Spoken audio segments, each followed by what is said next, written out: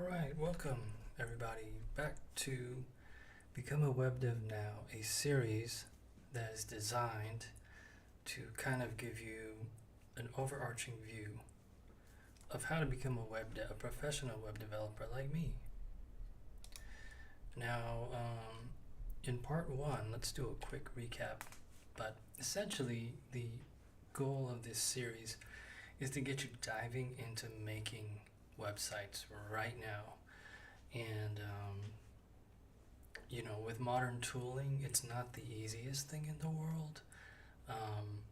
We could make even like a simpler website or web app, whatever you want to call it. But the thing about these tools is they have a lot of advantages that they give you. So imagine like a nice hammer or like a nice electric drill or like a lawnmower. They really help you do things so much faster than if you didn't have them. So that's why we created this. It is vanilla JavaScript, but it has, if we look in our package.json file, we have Vite as our development server. So that was explained in part one. So if you haven't seen part one, I recommend you go watch it. But essentially what I'm going to try and do is not walk you through every single little step, but more tell you and show you what you need to do. And feel free to pause at any moment. Go ahead and do the stuff that either, like I said, you need to do, or like that sort of like assignments, you know what I mean? Little side quests, little adventures. And you can go ahead and take care of that. Google is your friend. ChatGPT is your friend. I use ChatGPT all the time. In fact, I have ChatGPT right here just waiting for me. So this is part two. I'm sorry about that noise in the background. It's like some neighbor's rabbit repellent. I gotta tell them to like not shut it down because I can hear it. It's a very high-pitched noise. But anyhow, let's try and ignore that. So sometimes in our extensions, these little guys say, oh, reload required, no problem. We'll just hit reload. And this little reload button right there is itself an extension. So if I look I'm in my extensions over here, I believe, yeah, so add reload button to status bar right bottom. That's why you see that there. So if I click on this, you can hit your extensions. Ooh, I hear that noise again. Over here. And then just look for up here, look for reload. And then you can click there, and then for you would click install. For me, it's uninstall since I already have it. Just check out the stars and the number of downloads to just gauge, is this active? Is it highly rated? Is it junk? Very, very, very perfect. That's really rare to see. But all it does is give you this little reload thing, so I don't have to jump all the way over here and then like look at that button. Boom. I can just see that this extensions tab has some extensions that want to be reloaded, and go right down here and go bam, reload. Reload happens quickly, as you can see, and it just like refreshes and it saves everything. So like don't be scared of hitting reload at any time because it'll save all your work. Now the next thing that I want to do is just kind of review what we have. So we have the Vite dev server, which helped us create this whole app. It's really cool. Then we have these guys which come along with Tailwind, which is a pretty cool way of writing CSS. I like it. And yeah, there's Vite. Okay, so what we're going to do is go over to our web page, and let's of course not forget to spin up our development server. So Vite has created a live server for us. So if I control click, I'm on a Windows. I actually use both. I use a Mac for work, and I used a Mac way back in art school. Prior to that, I was definitely PC Gang. Then I came back to PC Gang many years later to do VR because Macs just sucked at VR for some reason. They couldn't even, like, I remember when Unity, definitely Unreal had a big problem running on Macs. Unity was maybe not. I think Unity was from the Mac, so forget about that. All right, I always like to open up my DevTools over here. And you know what we're gonna do today. Okay, why isn't our Tailwind working? Let's see. Feet.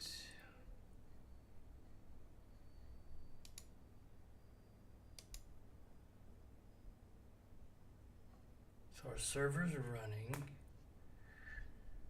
We do have Tailwind configured. It's really weird. Let's try it again. Is there like a command I need to add? Yeah, this should be sans serif. Okay, let's see.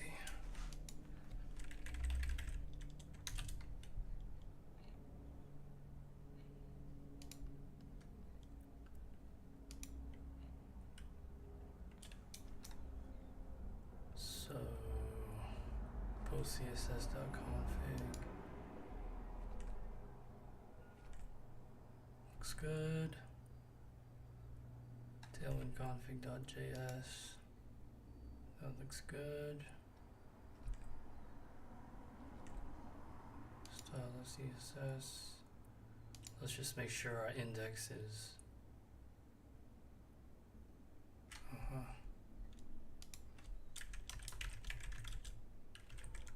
so it's I don't know why it's not linked up here, but I think it should be.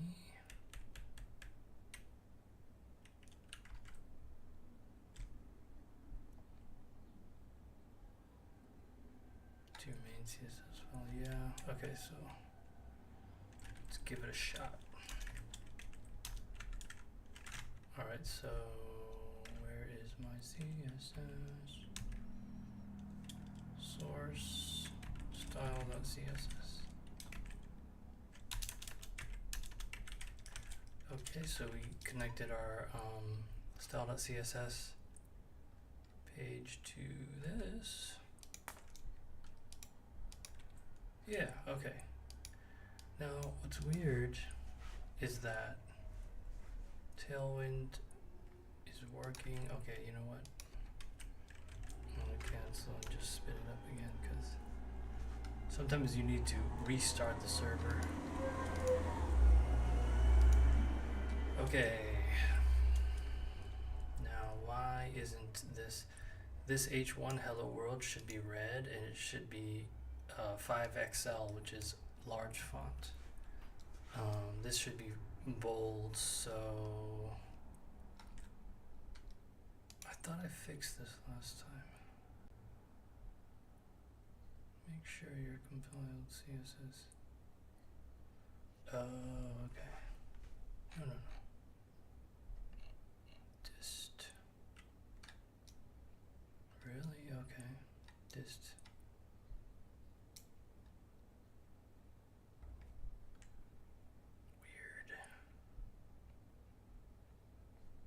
Now I remember seeing over here.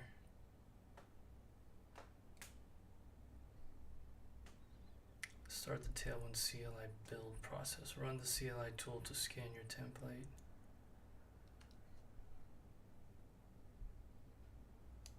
Or, okay, you know what?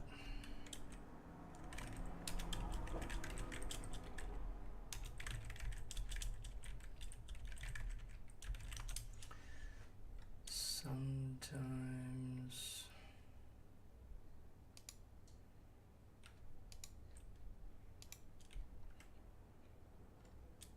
January 15th, that's pretty recent. So we did all that.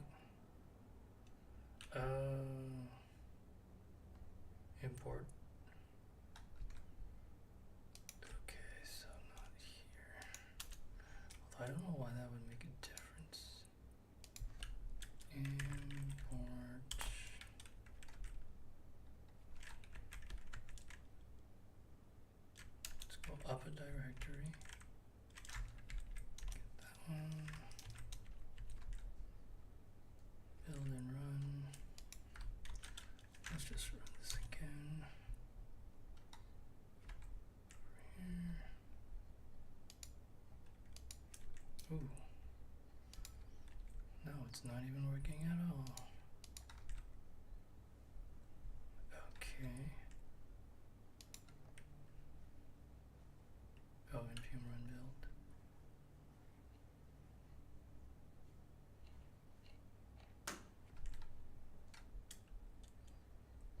Okay.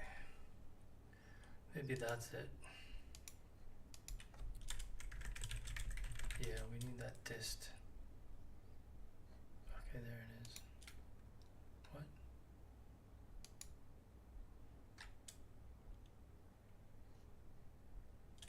Black.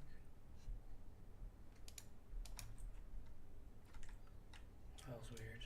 I don't think. Dude, this is a little embarrassing actually. How come I'm having so much trouble with this? But this is something that you deal with a lot, especially when you're creating your project. So, or doing like a bigger refactor. I mean, I have a couple options. I might just, I'm gonna nuke Tailwind, forget it. If I'm having this much trouble, imagine like a beginner just like struggling with this crap.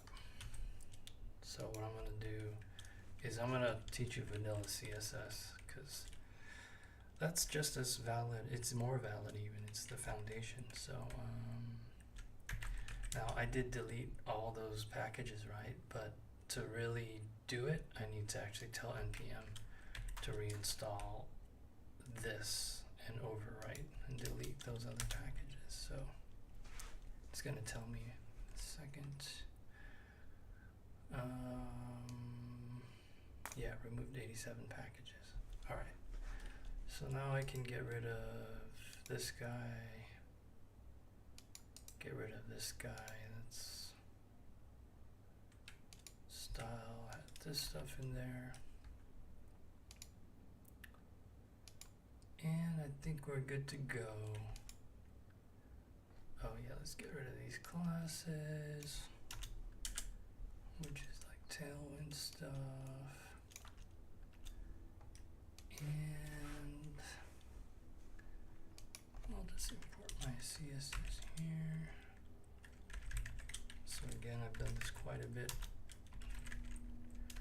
Ref equals style sheet, href equals. So this is just a tried and true way to import CSS into your web page. You could do it, just don't forget to close that, in JavaScript, but let's just do it this plain old way first. I don't know why I commented out, but we have our JavaScript main.js file hooked up and ready to go. And well, just for fun, you guys, I'm gonna try it that way. Let's see if that works, and we'll just do something like body. So this is some basic CSS. I'm telling the body to have a background color of red. Make sure our server is running. And voila. So our CSS is working, nice and beautiful. Now what I want to do is actually go over here and do something like minimal modern CSS reset. So right away, we're doing things that this dude's pretty dope, pretty creative. So he wrote this in June 23, so it's very recent. So I'm just gonna trust this. Oh, where's your copy paste button, man? Okay, nice and short, good. Okay, so to make a long story short, if you don't have a CSS reset, you're gonna like run into spacing issues, because all the various browsers, they have slightly different ways of spacing certain things, and the way they treat certain things, it's a little bit different, and it would drive a graphic designer mad, let alone someone, you know, who's telling you, hey, I don't like that space over there, and you have no idea what's and how. So a CSS reset such as this puts it in box sizing border box mode, which is gobbledygook maybe, but it actually just means like treat things treat, because everything in CSS is in boxes. That's called the box model. Like text is in boxes, so there's a little box around here. You know, the whole body tag is a box. And basically this is just a mode where like it counts borders and padding and stuff like that in a way that makes sense to us. So I can actually explain that better. Let's say you want your box to be 200 pixels wide, right? Including the border and padding. Then you would use this border box model. If you didn't, the 200 pixels would just include the box itself and not the border and the padding. And that is counterintuitive to most people. So this is why most resets, nearly all resets, have it switching into this mode. Now remember what we said about like spacing, like margin things. Some things have margins by default, others don't. Designers want just everything to be the same, so then they can tell it what to do later. So this asterisk is like every element. So every element the margins have been zeroed out. Okay, and you know, I just trust what this guy's doing. He is, you know, doing some very important stuff like this one, display block. This means an image usually is displayed in line, which means that it doesn't take the whole horizontal width of the screen, but a lot of people want, I guess, these elements to be display block, so that's why he's doing this. So that's a little opinionated. I'm glad I looked at this, because if I was wondering why is my image not behaving the way it's supposed to, then I can remember, oh yeah, the CSS reset actually messed with that. Okay, so CSS is actually a very deep subject. It's just something about it is hard to connect what it does to these commands here. So you really got to be patient with it, and like very often you want to have you know, your website. Let's see if I can, I guess we don't need the console right now. Okay, I think we can work with that. You just want to see what's going on. So if I did like margin, then you can see what that's actually doing. That's very important for your brain to like, make good connections. So his CSS reset is very quirky, but let's just use it. Or should I quickly look at this, guys? Where your CSS reset at? Minimal 2017. Yeah, so this guy is doing like OLUL list on none. See how this isn't doing it? So whatever. This is minimal too, so let's stick with that. Okay, so we have got our sort of, you know what, I'm gonna ask ChatGPT.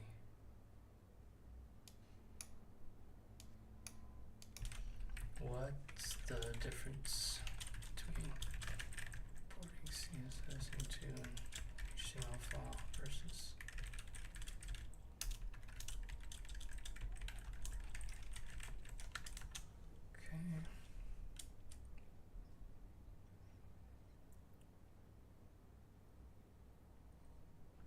importing CSS are two different ways when you import browser or download.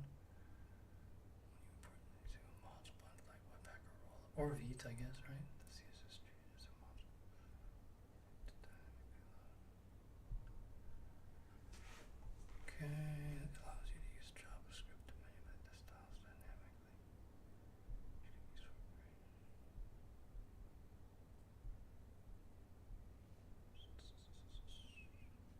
complexity. Well, if it's already built in, we might as well do it, right? So let's go with the new way. I think it has advantages.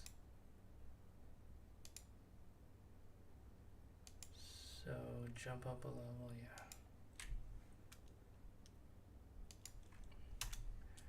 Okay, so let's go ahead and make some elements here. Now just for fun, I'm going to show you inline styles. You can think of this really as a sort of placeholder if you want. So like we have that H1 tag down there. Let's make the color, finally it will be red. Okay.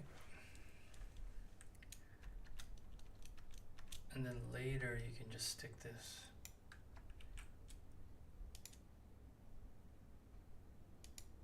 Whoa.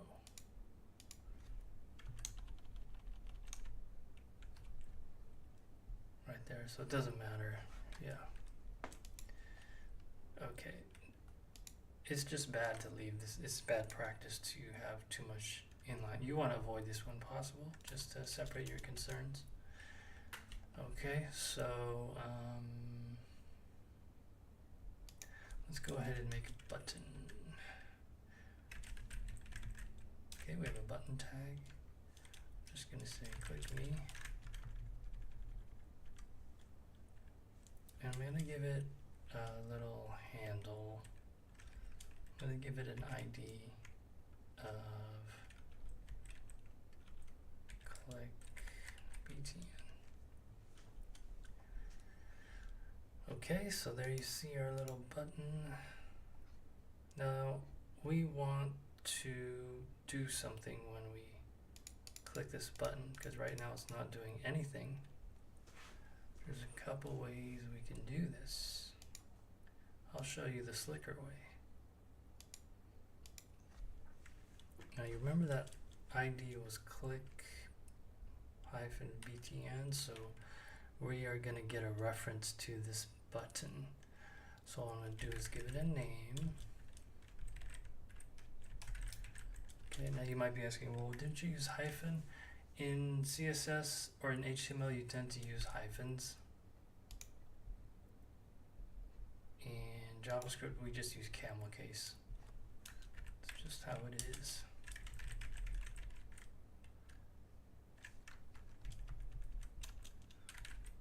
Okay. So what we've done is we've used this built-in method, getElementById, on the document object. The document object is just available to us. We can just like literally type document and you know, it doesn't say like, hey, what are you talking about? What document? It knows. So that's nice. We have a toolbox. Then we get ElementById, and the ID of the element was click button. Okay, so that's like a handle to the button. Okay, so that's nice. Now why is that nice? Well, because to that element we can add an event listener. It's going to listen for a mouse click, and it's gonna, let's write our function right here. You could write it separately and just point a shortcut to it, but we're gonna do something really basic. We're gonna use the alert. Again, that's just available, you see, globally. We just type it, we don't have to import anything. And now there's this button's listening for a click. When it hears the click, it's gonna open an alert window and say hello world. Okay, so there's our little alert, boom, hello world. Awesome. So this is interactivity, and that's the joy of the internet, is that, you know, our users can really interact and have these amazing experiences, from banking to shopping to socials, etc., etc. Now I just want to just play with some selections. So we have two paragraph tags, right? We can do this. We can do like const p tags document. So So I have this thing called GitHub Copilot. That's where you see all that predictive stuff. If I like it, I just hit tab and just accept it, and it really speeds you up. So, and then I got Copilot Chat. So this is where you can have a cool little chat. But Copilot is as you're typing in it, and it just attempts to predict what you want to write, and it's awesome. It costs $10 a month, I believe, but it's worth it. Now I'm gonna go ahead and log this to the console. Give me some text, and then I'm actually gonna print out this actual thingy that. So query selector all selected all the paragraph tags, and I just want to see what that looks like. It's an array. I'll give you a hint. It's a node list, actually, which is like an array. It's like the web version of an array. Okay, so it has two items, 0 and 1 p tag. So 0 is going to be this first p tag. 1 is going to be that p tag. Remember that coders use for their number 1, it's 0, 0, 1, 2, 3, 4, 5. You know, normal people, or you know, the person off the street would say, oh, the first item, call it 1. But in coding, the first item is often 0. So this is really 1, 2 to the layperson. Okay, so let's move on and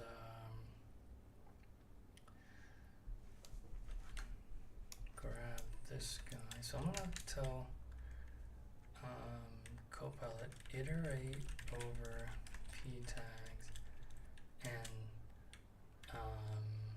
what do we want to do to them? You know, turn their text color to blue. You see how Copilot is just like, okay, well, there's a for each method that I can call on this node list. See, that's what I was wondering. Do node lists, because I work with arrays more often than node lists, but I know node lists are like arrays, but Copilot just kind of cemented that for me. Okay, so this method for each, we provided a function. So this thing's a function. And it looks at each item and it calls it P. So the first tag it'll call P. Okay, here's our first tag. What do you want to do? Well, you told me to make the color of it blue.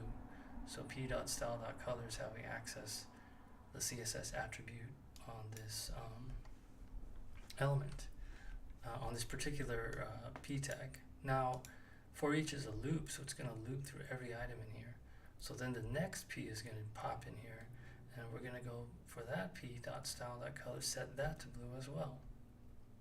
Okay, so that's great. That's awesome. Thank you, Copilot. And let's go ahead and stick this in the event listener. So when I click this, it's going to run this program and turn all the p tags blue. Let's see if that works. It did work. Okay, that's hard to see though. Let's make it pink.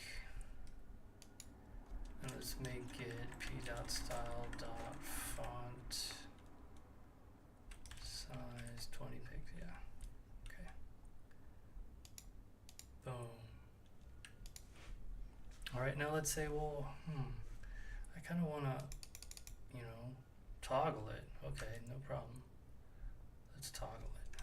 So we're going to need like a little, we call these flags, so we're going to call it clicked. By default, it's going to be false, okay? Now when we click the add event listener, we're going to set clicked. Okay, if clicked is true, then we want to do this.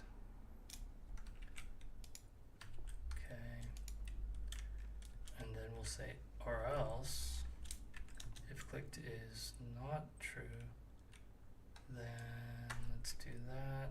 Black, 16 pixels. Okay, that should do. And then of course, this is the key.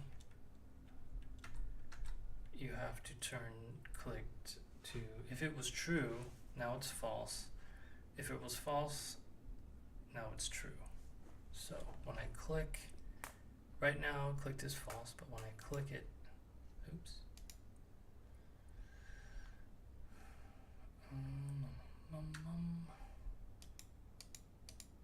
Oh yeah, that's working, sorry. Let's turn this like yellow. I was thrown off because, oh, I can hardly see the yellow. Yellow green, I know that's a color. I'm just typing in names because I don't remember the hex codes. You could definitely do like, it's black, I believe, yeah. 000 is white. Okay.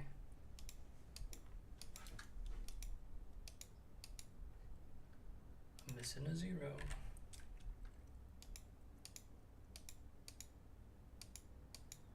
Okay, I got my colors wrong, whatever. I don't have them memorized. I am starting to memorize a lot of the names, like yellow, green. Okay. So now we got a button working, and you know, that is one of the most important things. We could make other stuff clickable, like let's grab the H1, okay? So again, we're gonna say const H1 is equal to document get. Well, let's use query selector. Now notice query selector all looks for multiple ones. Query selector H1 just picks the first one, I believe. The first one it encounters.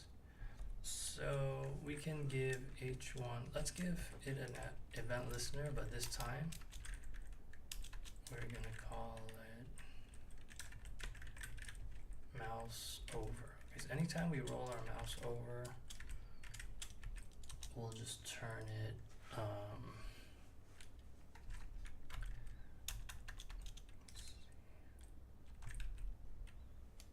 oops, it's already red.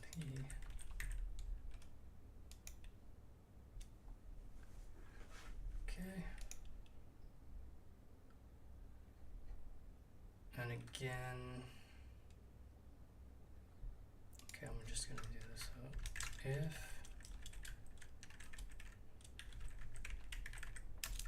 if the color is green,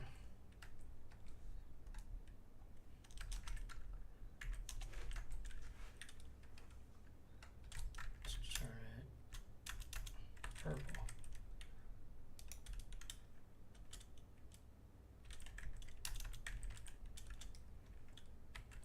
So then it's purple, we'll turn it back to green. Okay, so we did like the toggle logic without this flag. You can definitely do that. Excuse me, because we only have 2 choices, so we can easily check for green or purple. I didn't even have to put a check here because I know I only have 2 colors, so yeah. And actually, let's do this. Let's do this.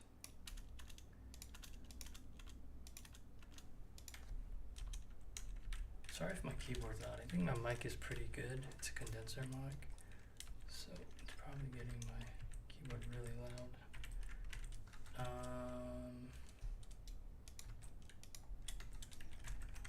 I just added another. What's another color? So when I mouse over, it's going to turn purple. When I mouse out, it's going to turn blue. Oops. Is that a color?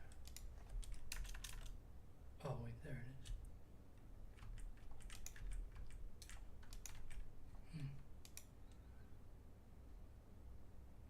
Purple.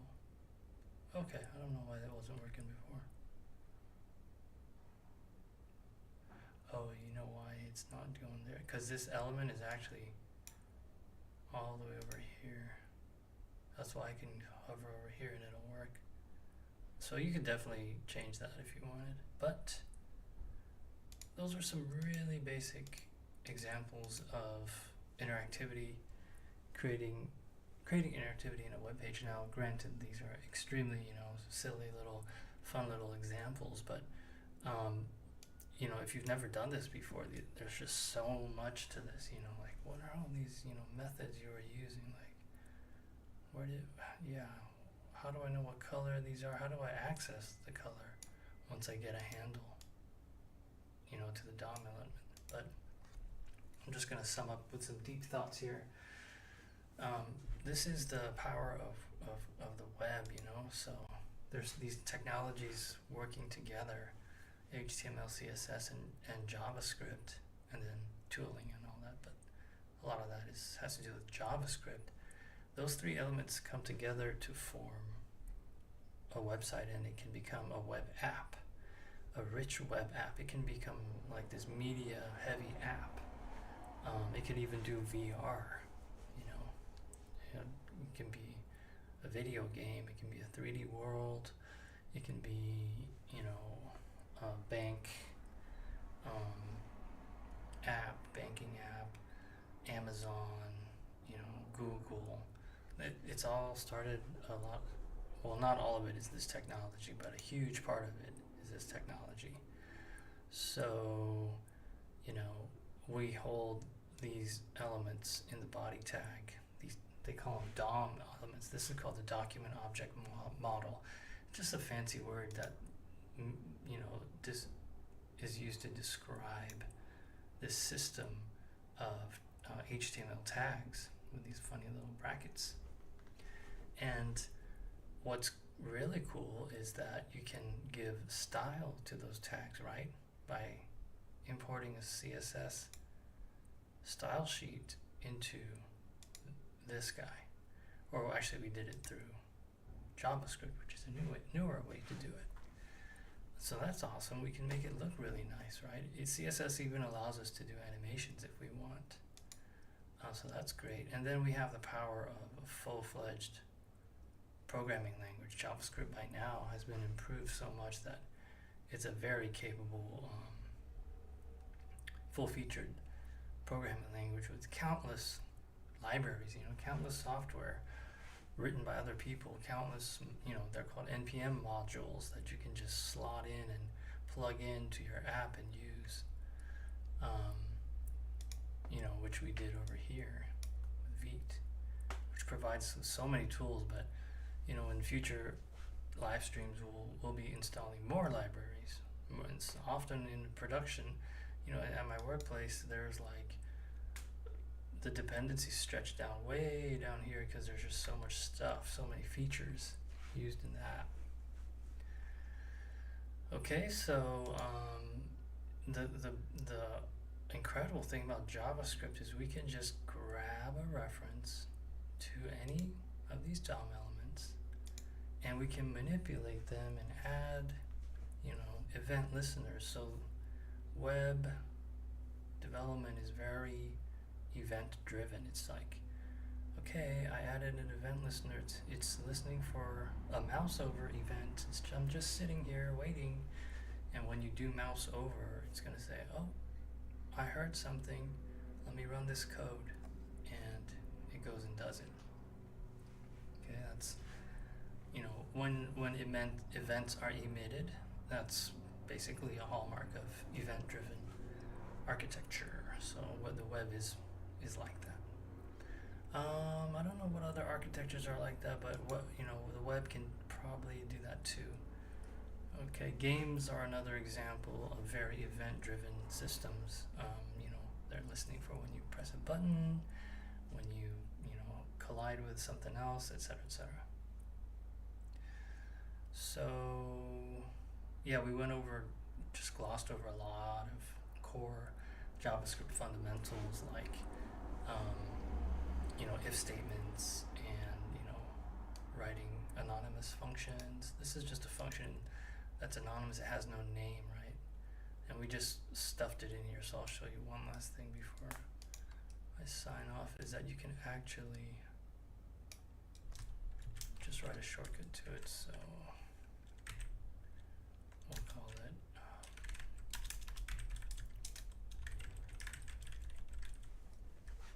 it's just a shortcut to the function, which I will call